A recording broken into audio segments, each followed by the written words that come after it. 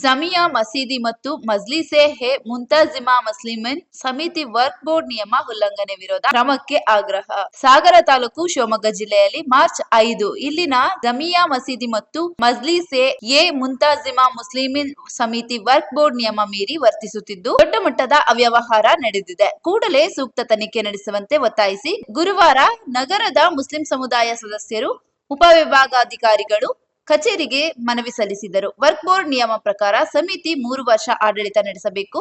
ಹಾಲಿ ಸಮಿತಿ ಅವಧಿ ಮುಗಿದಿದ್ದರೂ ಅಧಿಕಾರದಲ್ಲಿ ಮುಂದುವರಿಯುತ್ತಿದೆ. ಸಮಿತಿ ಅಧ್ಯಕ್ಷ ಫಯಾಜ್ ಅಹಮದ್, ಕಾರ್ಯದರ್ಶಿ ಸೈಯದ್ ತಾಹಿರ್ ವರ್ಕ್ ಬೋರ್ಡ್ ನಿಯಮ ಸಂಪೂರ್ಣವಾಗಿ ಉಲ್ಲಂಘಿಸಿದ್ದಾರೆ. ತಮ್ಮ ಅಧಿಕಾರವನ್ನ ದುರ್ಬಳಕೆ ಮಾಡಿಕೊಂಡಿದ್ದು ಮೇಲ್ನೋಟಕ್ಕೆ ಕಂಡುಬರುತ್ತಿದೆ. ಸಮಿತಿ ಕಾರ್ಯದರ್ಶಿ ಸೈಯದ್ ತಾಹಿರ್ ವರ್ಕ್ ಬೋರ್ಡ್ ನಿಂದ 50 ಲಕ್ಷ ರೂಪಾಯಿ ಹಣ ಬಿಡುಗಡೆ ಮಾಡಿಸಲು ಅಧಿಕಾರಿಗಳಿಗೆ 5 ರಿಂದ 6 ಲಕ್ಷ ಲಂಚ ನೀಡಿದ್ದಾಗಿ ರಾಜಾರೋಷವಾಗಿ ಹೇಳಿಕೆ ನೀಡಿದ್ದು ಹಲವು ಅನುಮಾನಗಳಿಗೆ ಕಾರಣವಾಗಿದೆ.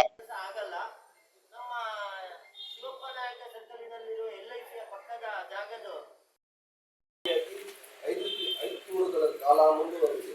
ಸಮಿತಿ ಅಧ್ಯಕ್ಷರಾದ ಶ್ರೀ ಫಯಾಜ್ ಅಹಮದ್, ಆರೋಗ್ಯ ಕಾರ್ಯದರ್ಶಿ ಶ್ರೀ ಸೈಯದ್ ತಾಹಿರ್ ವರ್ಕ್ ನಿಯಮಗಳ ಸ್ಪಷ್ಟವಾಗಿ ಉಲ್ಲಂಘಿಸಿ 11 ತಿಂಗಳ ಕಾಲ ಸಮಿತಿ ಅವಧಿಯನ್ನು ವಿಸ್ತರಿಸುವುದು ಅಪರಾಧವಾಗಿದೆ. ಈ ವಿಸ್ತರಣೆಯನ್ನು ಮಸೀದಿ ಹಣದಲ್ಲಿ ಅಧಿಕಾರಿಗಳಿಗೆ ಲಂಚವನ್ನು ಈ ಹಿಂದೆ ದಿನಾಂಕ 21/11/2025 ಶುಕ್ರವಾರ ಆಜಾದ್ ಮಸೀದಿಯಲ್ಲಿ ನಡೆದ ಜುಮ್ಮಾ ನಮಾಜಿನ ವೇಳೆ ಕಾರ್ಯದರ್ಶಿ ಶ್ರೀ ಸೈಯದ್ ತಾಹಿರ್ ಅವರು ಸಮುದಾಯದ ಎದುರು ನೀಡಿದ ಹೇಳಿಕೆಯ ಮತ್ತಷ್ಟು ಆಘಾತಕಾರಿಯಾಗಿದ್ದು, ಅವರು ಹೇಳಿಕೆ ಸಹೋದರರೇ, ನೀವು ನಮಗೆ ಯಾವುದೇ ಕೆಲಸ ಮಾಡಲು ಹೇಳಿದರೆ ಅದು ಸುಲಭವಲ್ಲ. ನಾವು ಅಧಿಕಾರಿಗಳಿಗೆ ಹಣ ಕೊಡಬೇಕು.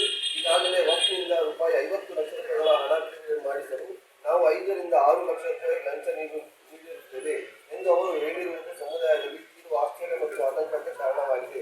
ಈ ಹೇಳಿಕೆಯು ಭ್ರಷ್ಟಾಚಾರದ ಸ್ಪಷ್ಟ ಸೂಚನೆ. ಲೆಡ್ಜರ್, ವೋಚರ್, ಬಿಲ್, ರಶೀದಿ ಪತ್ರಗಳು, ಜಾಮಿಯಾ ಮಸೀದಿಯ ಎಲ್ಲ ಬ್ಯಾಂಕ್ ಖಾತೆಗಳ ಸ್ಟೇಟ್ಮೆಂಟ್, ಕರ್ನಾಟಕ ವಕ್ಫ್ ಬೋರ್ಡ್ಗೆ ಸಲ್ಲಿಸದೆ ಹಣಕಾಸಿನ ವಿವರಗಳು ಹಾಗೂ BH ರಸ್ತೆಯ LIC ಪಕ್ಕದ ಭೂಮಿಯ ಭೂ ಸ್ವಾಧೀನ ಪರಿಹಾರದ ಮೊತ್ತದ ಮಾಹಿತಿಯನ್ನು ಸಮುದಾಯಕ್ಕೆ ಸರಿಯಾಗಿ ನೀಡದಿರುವುದು ಸಮಿತಿಯ ಪಾರದರ್ಶಕತೆಯ ಕೊರತೆಯನ್ನು ಎತ್ತಿಕೊಂಡಿದ್ದಾರೆ. ಈ ಮಾಹಿತಿಗಳ ಕೊರತೆಯು ಸಮಿತಿಯ ಆರ್ಥಿಕ ವ್ಯವಹಾರಗಳಲ್ಲಿ ದೊಡ್ಡ ಮೊತ್ತದ ಅಕ್ರಮಗಳು ನಡೆದಿರಬಹುದು ಎಂಬ ನಮ್ಮ ಶಂಕೆಯನ್ನು ಅವರ ಕಮಿಟಿಯ ಮೆಂಬರ್ಗಳೇ ಶಂಕೆಯನ್ನು